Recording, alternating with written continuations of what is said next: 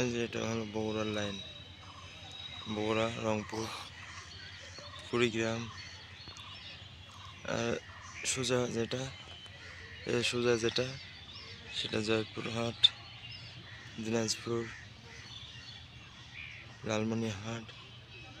এটাই রাস্তা, দুই রাস্তা দেখুন। এই যে সেই রাস্তা, রেলপথের দুই দিকে দুই রাস্তা, রংপুর বগুড়া আলাদা, জয়পুর দিনাজপুর আলাদা। Okay guys, by.